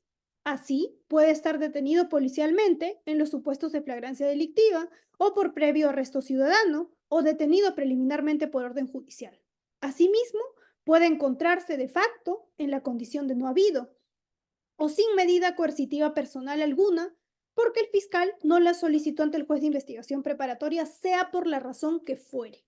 Entonces, como ven, hay una infinidad de situaciones que pueden presentarse. Por tanto, una no es presupuesto previo de la otra. Los presupuestos son los debidamente regulados. Para la detención preliminar judicial, artículo 261 del Código Procesal Penal y siguientes. Para la prisión preventiva, artículo 268 del Código Procesal Penal y siguientes. Eso es. Aquí les presento algunos casos emblemáticos que han tenido ocasión justamente a propósito de estas detenciones preliminares judiciales. Tenemos, por ejemplo, el caso de Keiko Fujimori en el caso Cócteles. Le dictaron 10 días de detención preliminar. En el caso de PPK, también, caso Westfield Capital, le dictaron 10 días de detención preliminar. Y con Pedro Castillo en esta disolución del Congreso, este caso que se lleva a propósito de la investigación por rebelión o conspiración a la rebelión o sedición, le dictaron 7 días de detención preliminar. Entonces, como ustedes pueden ver, esto es uno de los tantos botones de muestra, solo por poner algunos, de casos emblemáticos en donde se viene aplicando esta figura, como es la detención preliminar judicial. Vamos a resolver algunas preguntas que se han hecho y les doy pase a las preguntas también para que ustedes puedan formular. Y con esto engarzamos a este siguiente bloque como es la prisión preventiva. ¿Sí? Acá hay un comentario, nos dicen, entonces si hay jurisprudencia y normas que dicen que no se debe abusar de la prisión preventiva, que ahora lo vamos a ver con más detenimiento, porque ¿por qué los fiscales lo siguen haciendo? Inclusive los jueces lo ratifican, claro. Y acá por eso iniciaba esta exposición anunciando que estas figuras o estas instituciones son típicamente controvertidas, pero que tienen problemas no en su regulación, porque eso ya está normado. Lo tenemos claramente en el artículo 261 y 268, respectivamente del Código Procesal Penal. La regulación está. No tenemos lagunas, no tenemos vacíos en estos extremos. Pero ¿qué está pasando? Hay problemas en la aplicación. Hay una mala praxis, una mala aplicación, y esto parte desde los pedidos infundados que hacen fiscales, ciertos sectores de fiscales, y sobre todo, y acá porque los jueces de investigación preparatoria no están exentos de ello, de su actuación, la actuación judicial, que convalida actos arbitrarios, cuando no corresponde la aplicación de la prisión preventiva y lamentablemente por los juicios paralelos, por la presencia o el empuje mediático que se hace en cada caso, es que es casi una regla la aplicación de la prisión preventiva, cuando doctrinariamente incluso los mismos jueces que hacen las veces de catedráticos doctrinarios en sus libros dicen totalmente lo opuesto a lo que aplican. Es una crítica muy grande, del cual no estamos exentos, del cual no podemos aún, digamos, desterrar de nuestra aplicación o de nuestro ordenamiento jurídico nacional. Tenemos este problema flagrante. Estamos atravesando por una crisis sistemática en nuestro sistema de justicia. Y uno de ellos es justamente el abuso de estas figuras que deberían ser herramientas utilizadas excepcionalmente, porque estamos hablando de la privación de la libertad. Incluso el Tribunal Constitucional se ha pronunciado y ha indicado que la prisión preventiva es considerada una pena a cuenta. Resalto, repito, pena a cuenta. ¿Qué quiere decir? Nos dice, al internar a una persona, porque ¿qué es prisión preventiva? Es que en una fase sin condena, tú envías a prisión a una persona que se encuentra investigada.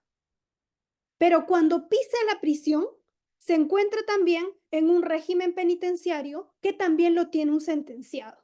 Entonces, fácticamente, no jurídicamente, porque estamos claros que es un procesado, no es un condenado, pero fácticamente, en la realidad, sí es como si fuera un condenado.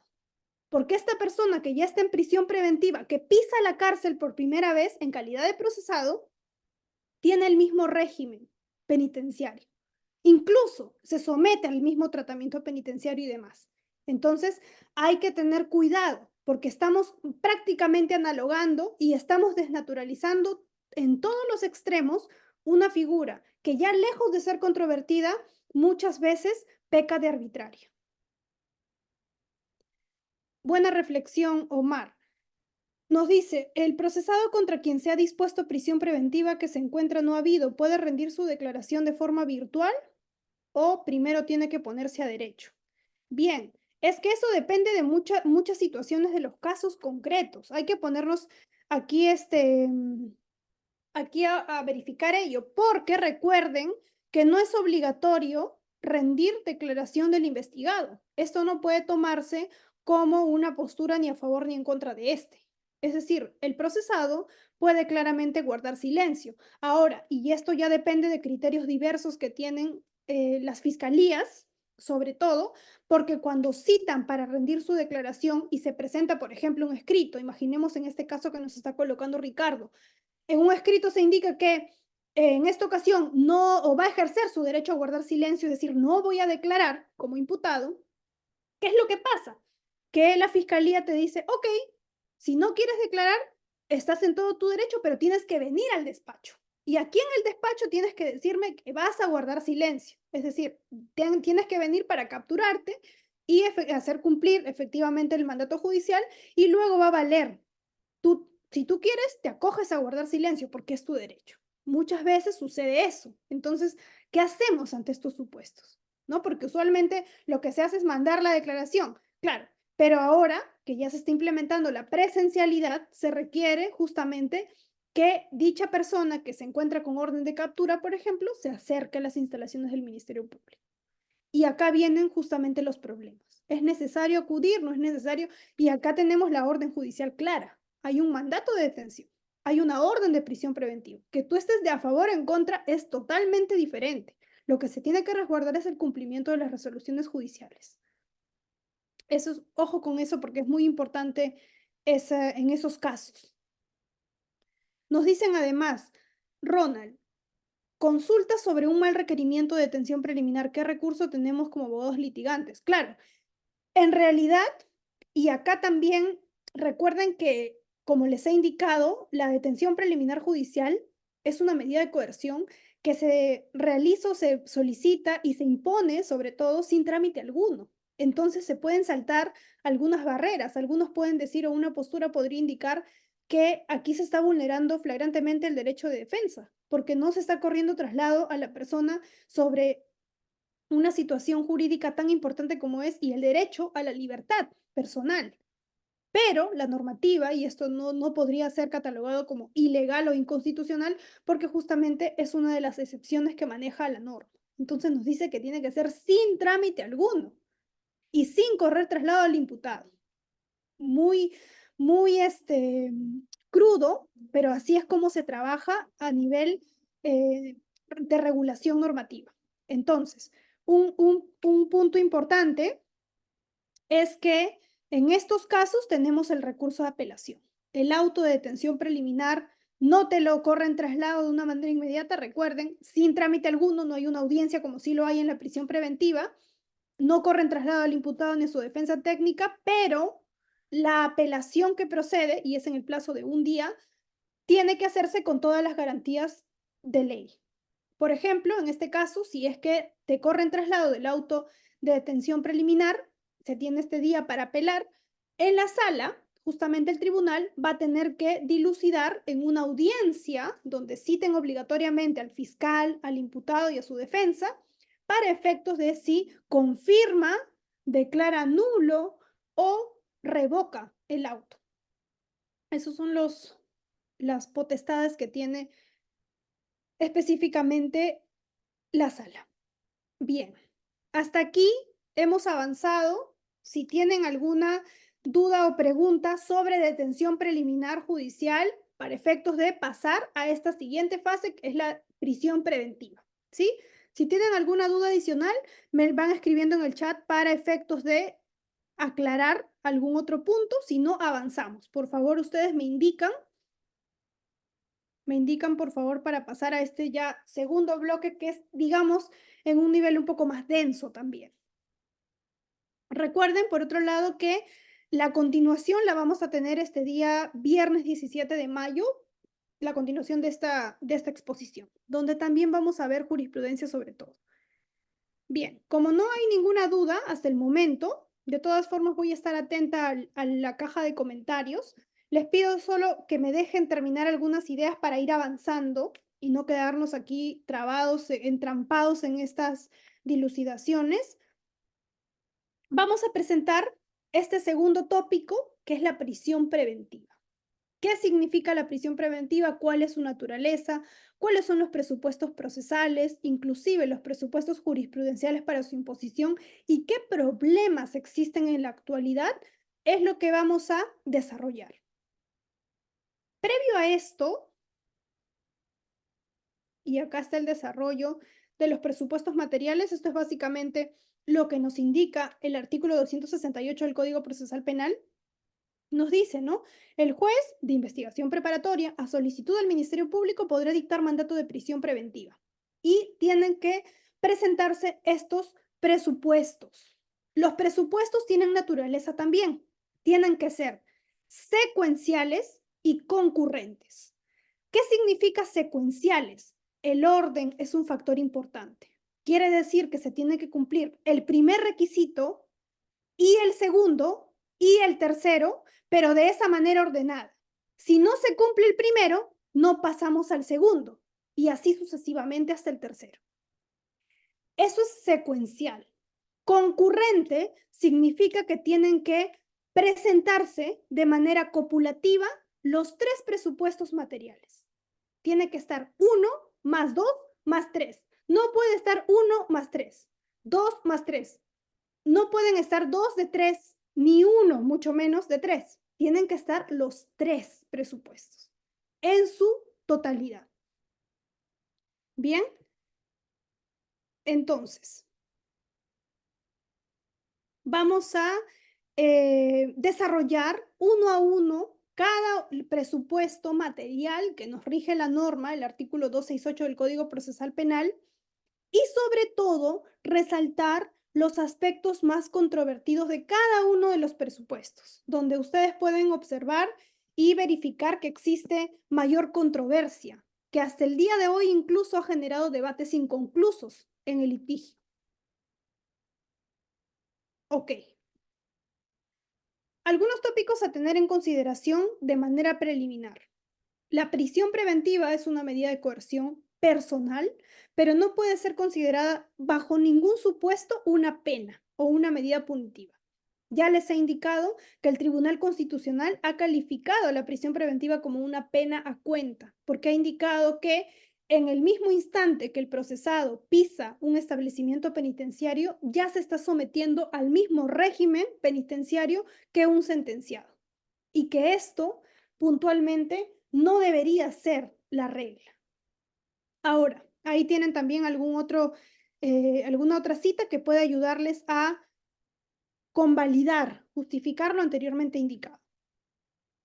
Incluso, en cuestión de su definición, esto no debe ser entendido como un cumplimiento anticipado de pena, básicamente. Ahí está la cita. No debería ser catalogado como una pena anticipada, para nada.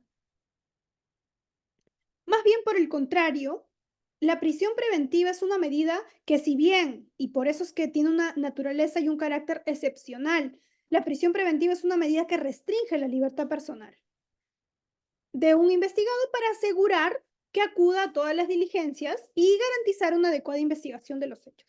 Solamente si es que existe este riesgo es que se va a ordenar la prisión preventiva. En consecuencia, es una medida cautelar, provisional, al igual que la detención preliminar es temporal, no puede ser indefinido, de carácter excepcional y variable. Variable, ¿por qué? Porque puede prolongarse, puede cesar, puede dejarse sin efecto y todo ello. No es una pena anticipada, reitero. Bien, haciendo una diferencia, si hacemos aquí una diferencia entre la prisión preventiva y la detención preliminar judicial, podemos identificar que mientras que la prisión preventiva o en la prisión preventiva se requiere la comunicación anticipada del requerimiento fiscal por escrito de prisión preventiva y que éste tiene que haberse corrido traslado previo para que luego en una audiencia propiamente de prisión preventiva se discuta con la presencia obligatoria del Ministerio Público, el imputado y su defensa. En la detención preliminar judicial, ya se ha agregado, no se requiere trámite alguno. Es decir, no se necesita comunicar al imputado ni tampoco se necesita audiencia previa. Una de las semejanzas que podemos identificar es que ambas constituyen una restricción a la libertad personal. En el caso de la prisión preventiva, se va a requerir necesariamente que se haya dispuesto la formalización y continuación de la investigación preparatoria. Requisito sine qua non puede avanzarse o pedirse la prisión preventiva. Es decir, si no existe disposición de formalización y continuación de la investigación preparatoria, no podría solicitarse ni mucho menos imponerse la prisión preventiva. Y esto porque se requiere una imputación concreta, una debida individualización del imputado. ¿Qué es una formalización? Es justamente presentar cargos de un investigado ante un juez de investigación preparatoria, quien será este, mediante una resolución debidamente motivada, quien imponga o no, es decir, avale o no el pedido del fiscal. Bien. Dentro del marco legal y constitucional también pueden identificar ustedes lo siguiente. Tenemos, por un lado, la Declaración Universal de los Derechos Humanos de 1948. Ahí están precisados los artículos para que ustedes mismos lo revisen. La Convención Americana sobre Derechos Humanos de San José de Costa Rica, artículos 7.2 y 8.2. El Pacto Internacional de Derechos Civiles y Políticos de Nueva York, artículos 9.1, 9.3 y 14.2, todo el específico, y en sede nacional, la Constitución Política del Perú, artículo 2, numeral 24, literales A, B, E, y el artículo 139, numeral 3 y 5. Y por último, el Código Procesal Penal en los artículos 268 y siguientes. Estas son las bases o el reconocimiento de que específicamente es una institución que se encuentra debidamente regulada y que no hay un problema con su inconstitucionalidad o su ilegalidad. De hecho, está debidamente regulada en ambas legislaturas. Sin embargo, repito, el problema viene en cuestión a su aplicación. Existe una aplicación desmedida, desproporcional, y ya vamos a ver en cada uno de los presupuestos, porque no solamente son estos 3 procesales que vamos a revisarlos de manera detenida, ¿no? Detallada, sino también 2 presupuestos jurisprudenciales que han sido recogidos, propuestos por una casación que es de obligatorio cumplimiento para todos los jueces de la República a nivel nacional y que además es considerada de un lado garantista, pero también por otro lado, y vamos a ver también un aspecto controvertido en relación al primer presupuesto material. ¿Y cuáles son esos 2 presupuestos jurisprudenciales que agrega esta casación famosa, conocida, debidamente conocida, 626-2013 Moquegua? Que como verán es del año 2013 en adelante, se viene aplicando de manera obligatoria este desarrollo y ustedes pueden convalidar ello en las audiencias de prisión preventiva. No solamente se desarrollan los presupuestos materiales o procesales del artículo 268, sino también los jurisprudenciales recogidos en el artículo, en la casación, perdón, 626-2013 Moquegua, que agrega 2 presupuestos jurisprudenciales: la proporcionalidad de la medida y la duración de la medida. Justamente sobre estos es que lamentablemente son un saludo a la bandera tanto para fiscales, algún sector de fiscalía y para jueces, que lo que hacen básicamente para cumplir con este mandato, porque esto es doctrina jurisprudencial vinculante, es simplemente transcribir y por otro lado dar lectura textual de lo que significa el principio de proporcionalidad. Pero no hay, y esto es un problema que cada vez se está convirtiendo mucho más grave, no hay un desarrollo puntual del caso concreto, del principio de proporcionalidad en el caso concreto. Es que si yo quiero desarrollar el principio de proporcionalidad o este presupuesto que se llama proporcionalidad de la medida, no es suficiente que yo haga las citas textuales de Robert Alexy, sino que yo tengo que desarrollar y subsumir esos criterios al caso concreto. Si no, simplemente estoy cumpliendo de manera aparente, porque no estoy desarrollando ampliamente el presupuesto que es doctrina jurisprudencial vinculante.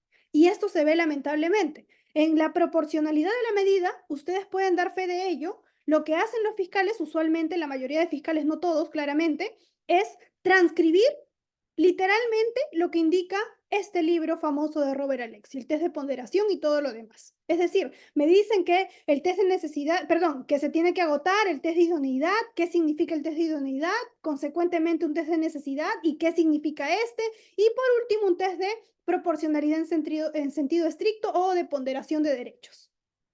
Pero vamos, ¿dónde está el desarrollo puntual que se hace al caso concreto? Más allá de las citas doctrinarias que se puedan rescatar, que son claramente válidas, pero no suficientes para imponer la prisión preventiva. Cuando en realidad, si yo quiero analizar la proporcionalidad, ¿qué tengo que hacer? Ponderar y primero, verificar si existen medidas alternativas a la prisión preventiva, mal llamadas medidas alternativas, porque en realidad la alternativa debería ser la prisión preventiva misma.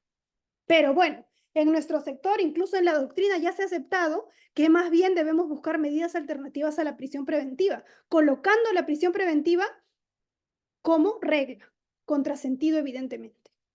Entonces, al analizar este tipo de presupuestos, y repito, lo vamos a ver detalladamente cuando toquemos uno por uno, es que lo que se puede verificar en la actualidad, es que se hace una transcripción literal de una cita doctrinaria. Y por último se concluye y se supera el test de proporcionalidad. Pero puntualmente en el caso concreto no se hace o no se presenta alguna medida alternativa que haya sido materia de análisis mínimamente por parte de un fiscal y que haya sido también materia de análisis para convalidar por parte del juez de investigación preparatoria, ¿no? Entonces se arrastra, digamos, esta arbitrariedad, no solamente desde la fiscalía, sino que esto viene hasta el juez de investigación preparatoria. Lamentablemente en muchísimos distritos judiciales esto viene pasando y es por eso un problema latente que no lo hemos podido desterrar hasta la fecha. Bien, eso es en relación a la proporcionalidad. ¿Y qué decir de la duración? En la duración se malentiende que es simplemente el plazo máximo, cuando el plazo máximo es 9 meses, pero no el plazo que se tiene que imponer en todos los casos, porque vamos, todos los casos son totalmente diferentes. Tienen naturalezas, tienen un procedimiento diferente, revisten características diferentes. Y si bien se clasifican en simples, complejos, vinculados a la criminalidad organizada, incluso en un primer bloque de casos simples, no todos son los mismos. ¿Alguien me puede decir que un caso de robo agravado es el mismo que un caso de violación sexual? Ambos pueden ser considerados simples, pero no tienen la misma tramitación. No se requieren los mismos actos de investigación y demás. Entonces, también en relación a la duración de la medida, depende del caso concreto. Usualmente se dice, y 9 meses de prisión preventiva, pero ya se realizaron todos los actos de investigación. O solo falta recabar el resultado de una de estas. ¿Dónde está el fundamento que revista o que motive que específicamente yo como fiscalía necesito el máximo del plazo otorgado por la norma? Porque, ojo, es el plazo máximo legal, no es el plazo máximo que el juez debe imponer.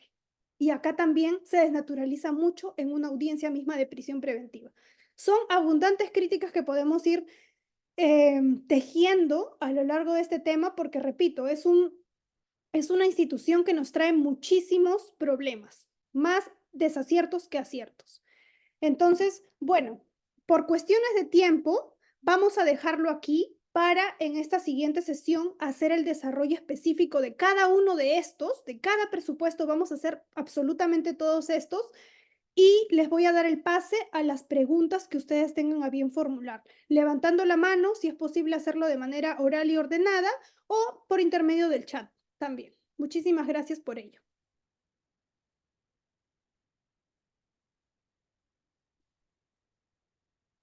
¿Hay alguna pregunta que tengan que formular?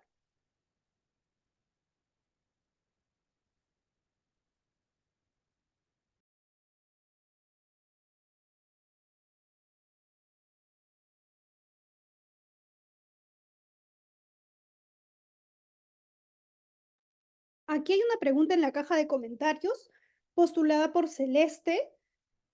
Nos dice, bueno, es una pregunta en relación a la detención preliminar judicial, ¿no? Nos dice, si es que en el presupuesto del artículo 261.1 ¿no sería necesario igualmente que el fiscal motive qué diligencias urgentes e inaplazables requiere la presencia del imputado? Correcto, claramente, específicamente, y acá lo tenemos más gráfico en esta, déjenme revisarlo aquí, exacto como lo indicas aquí. En este gráfico se puede verificar. Nos dice, ¿qué debe contener el requerimiento que hace la fiscalía al juez de investigación preparatoria? Porque simplemente no es un pedido. Yo quiero que detengas porque necesito asegurarme de hacer estas diligencias urgentes e inaplazables porque con esto ya lo tengo para la prisión preventiva. Es decir, utilizo, o mejor dicho, utilizo el sistema o estas instituciones para lograr otros fines, que no son los que corresponden normativamente. Tienen que contener no solamente los datos de identidad del imputado, porque como ya saben, este tiene que estar debidamente individualizado, sino también la exposición sucinta de los hechos objeto de imputación y esto también, fundamentos de hecho y de derecho con mención expresa de las normas legales. No es que simplemente se solicita, se tiene que fundamentar cuál es el motivo que según el fiscal considera se tiene que cumplir estos presupuestos, que ya saben están aquí, A, B, C, cualquiera de estos, Y además tiene que mencionarme qué diligencias urgentes e inaplazables tengo por hacer, ¿no? Y si esto no lo menciona, será materia de apelación de manera inmediata, porque efectivamente, si a mí me van a aprender tantos días, yo mínimamente necesito saber qué diligencias va a realizar el fiscal, que son tan urgentes o inaplazables que necesitan, que tienen este riesgo de fuga para que yo simplemente no participe en estas en libertad. Sí se necesita motivar ello. Omar nos dice, ok, del plazo de los 5 años y 4 años, es una cuestión normativa. En realidad, como ustedes saben, antes de la modificación del decreto legislativo 1585, pues lo que teníamos era que tanto para detención preliminar judicial como para prisión preventiva se requería pues que haya una prognosis de pena superior a los 4 años. Sin embargo, con la modificación del decreto legislativo 1585, que esto ha sido reciente, esto ha sido el 22 de noviembre del 2023, puntualmente. Se ha modificado en el extremo de la prisión preventiva, no de la detención preliminar judicial. Por tanto, se mantiene este presupuesto que se encuentra aquí en el mismo gráfico en el A. No se presenta un supuesto de flagrancia delictiva, pero existen razones plausibles para considerar que una persona ha cometido un delito sancionado con una pena privativa superior a los 4 años. Tal cual, es una regulación normativa. Que antes teníamos esta identidad, detención preliminar judicial y prisión preventiva, prognosis de pena superior a los 4 años, ahora, en el caso de la prisión preventiva, al ser una medida más drástica, se ha, digamos, restringido un poco más su aplicación. Y por eso se ha ampliado de 4 a 5 la prognosis de pena. ¿Sí? Bien, correcto. Gracias a ustedes. Bien, hay una pregunta que nos van a hacer, ¿han levantado la mano? Sí, por favor. Sí, buenas noches. Buenas noches. Sí, doctora, una consulta. No sé hasta qué punto, ya con el desarrollo de la prisión preventiva y las modificaciones que han habido últimamente, eh, ¿cuál es se podría decir, el desarrollo o cambio que ha habido a nivel de la práctica relacionado con cuando en la audiencia de prisión se cuestiona en la fase de lo que son la suficiencia de elementos de convicción?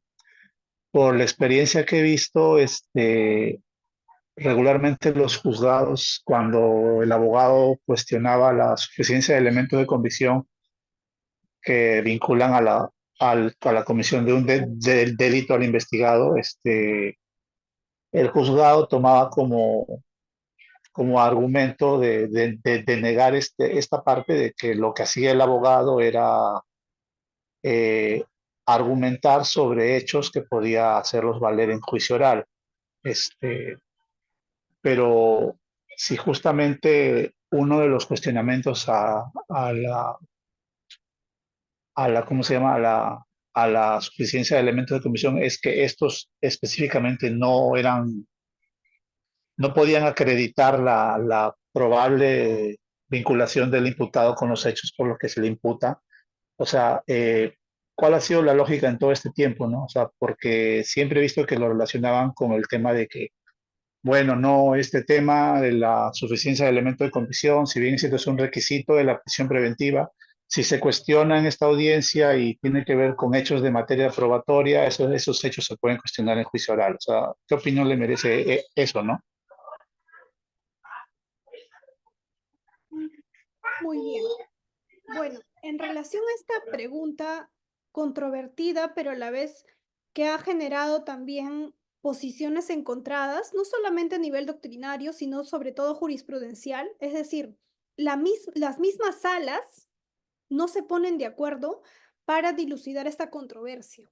Cuando de entrada, la jurisprudencia, puntualmente la Corte Suprema, tiene la misión de uniformizar las sentencias, uniformizar criterios. Lamentablemente son los primeros que no se llegan a poner de acuerdo. Entonces, podemos ver en casos tan controvertidos como, por ejemplo, si se aplica la tipicidad o no, o si se puede discutir o no la tipicidad en una audiencia de prisión preventiva, hasta casos en los cuales todo se rebota a juicio. Es como si todas las instituciones procesales que están reguladas en nuestro Código Procesal Penal no tendrían ninguna validez porque todo se va a tener que ver en juicio. Esto no se discute, lo veremos en juicio. Este incidente lo veremos en juicio. Prácticamente, lo que están haciendo los jueces de investigación preparatoria es un pase directo al juicio oral, cuando deberían cumplir una función procesal y economía, puntualmente, de que no todos los casos pasan a juicio oral, que para ello tiene que existir un balance, tiene que haber una etapa de saneamiento. Digamos que haciendo una analogía con un código procesal, con la regulación del modelo procesal civil, es una etapa de saneamiento, pero esta etapa también se ha desnaturalizado. Lo que lamentablemente hacen actualmente los jueces de investigación preparatoria es, como usted mismo indica en la práctica, lo pasan a juicio oral. ¿Qué hacer ante esto? Y sobre todo, lo primero que les indico, ¿no? Estas discusiones, porque esto se ve a nivel de jueces de investigación preparatoria, como pueden ver. De un momento que quiero cargar. Quiero cargar mi laptop. Ya, ok. Ahora sí. Entonces, como les digo, estos problemas que vienen desde lo más minúsculo hasta lo más gravitante, como puede ser que todo lo pasemos a juicio oral, ¿qué significa? Que se están desnaturalizando cada etapa. Quiere decir, como repito, que cada institución que ya se encuentra regulada y que por eso existe, por eso es que se ha creado una excepción de improcedencia de acción, por eso es que se ha creado una etapa intermedia, para justamente evitar que todos los casos pasen cual libre tránsito al juicio oral. Es decir, se carga todo a la espalda del juez de juzgamiento. Y ya no los jueces de investigación preparatoria resuelven propiamente las incidencias que plantean, sobre todo las defensas técnicas. Sobre esto primero, si se puede o no discutir tipicidad de prisión preventiva, un aspecto muchísimo, muy controvertido, que aparentemente habría cerrado un debate, en el 2023 se volvió a reabrir y se volvió a retroceder, considero, eso es una postura personal, indicando que no es posible discutir en una audiencia de prisión preventiva aspectos de tipicidad, cuando claramente el presupuesto primero, y eso también lo vamos a dejar para esta siguiente clase, porque ahí vamos a tener que desarrollar ampliamente todo ello, por cuestiones de tiempo esta vez no se va a poder hacer. Allí es que se tienen justamente posiciones encontradas. Por un lado, existe la misma sala, solo que en este caso, ponente, por ejemplo, César San Martín, dice que sí es posible. Y otros ponentes dicen que no. Entonces, aquí tenemos esta controversia. César San Martín versus Elvia Barrios. El no versus el sí. Pertenecen a la misma sala, pero tienen estas posiciones encontradas y lamentablemente hacen todo lo contrario a lo que se tiene que hacer, como uniformizar jurisprudencia o criterios jurisprudenciales o criterios en sentencias. Lo que genera, evidentemente, es inestabilidad, incertidumbre jurídica. Muy importante, esto me gustaría ampliar con muchísimo más detenimiento en esta siguiente clase que tenemos, donde vamos a desarrollar presupuesto por presupuesto. Y justamente en ese primer presupuesto vamos a abrir el debate sobre este punto, porque me parece absolutamente relevante que ustedes también tengan justamente el planteamiento actual, más allá de una repetición, digamos, vana de lo que dice la norma, que seguramente ustedes saben muchísimo. Lo que importa acá es cómo se viene aplicando y sobre todo ser críticos al respecto. ¿Qué hacer? Porque si no quedaría en letra muerta. Gracias por la pregunta. Gracias. Muy bien.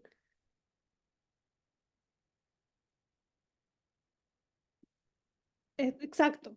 Exacto, Celeste. Nos hace también ella una acotación relevante, ¿no? Sobre esto. Nos dice, sí se puede. Considero, mi postura es la misma, que sí es posible. Considero que en el presupuesto, y ella nos da un ejemplo, yo también les voy a plantear otro ejemplo el mismo día de la siguiente sesión. Nos dice, considero en el presupuesto de elementos de convicción determinar si es hurto agravado y robo agravado. Importante, ¿no? Porque, y esto estamos en este primer análisis y podemos, con esta determinación, pasar al segundo nivel. Recuerden, la prisión preventiva es secuencial y concurrente. Justamente hay un caso de la Corte Suprema que yo se los voy a comentar sobre la diferencia, y acá también importa mucho el aspecto punitivo, entre el delito de desobediencia a la autoridad y el delito o la agravante de agresiones en contra de las mujeres e integrantes del grupo familiar. Importante también, ese día se los voy a plantear para que ustedes sepan, les voy a hacer la pregunta, ¿qué consideran hubiera resuelto? Y sobre todo, ¿cómo resolvió la Corte Suprema al respecto? Muy interesante también ese pronunciamiento y es relativamente reciente. Así que, sin más, damos por culminada la sesión, habiendo ya cumplido con el tiempo, muy agradecida por las extraordinarias preguntas que he recibido y sobre todo de reflexión. Nos vemos este viernes para culminar esta segunda fase. Hay muchísimo que abordar. Muchísimas gracias a CEFOCAP y a la certificación del Ilustre Colegio de Abogados de Piura. Muchas gracias a usted, doctora, por la excelente ponencia del día de hoy. Agradecerle su participación y volviendo a encontrarnos con la segunda sesión de este evento el día de la fecha que queda acordada. Agradecer a todos los participantes, también la concurrencia. Recordarles que este fue es un curso de 48 horas académicas a las cuales aún pueden inscribirse. Les dejaré por medio de nuestro chat del Zoom los detalles para que puedan escribir a la asesora de ventas y de esta forma puedan obtener mayor información. A ver, un momento.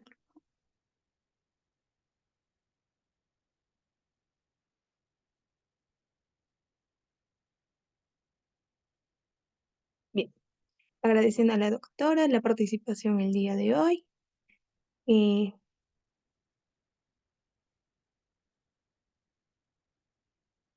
agradeciendo su participación a nuestra excelente doctora que nos acompañó el día de hoy. Como siempre es un gusto tenerla en nuestro Centro de Formación y Capacitación. Igualmente para todos los participantes, voy a compartir lo que es mi pantalla para poder mostrarles la forma en la cual pueden acceder a su aula en caso deseen obtener lo que es la certificación. A ver un momento, por favor. Bueno, los que tengan, mejor dicho, se encuentran inscritos y puedan obtener información sobre el acceso al curso. Bien, esta es la plataforma para que puedan escuchar.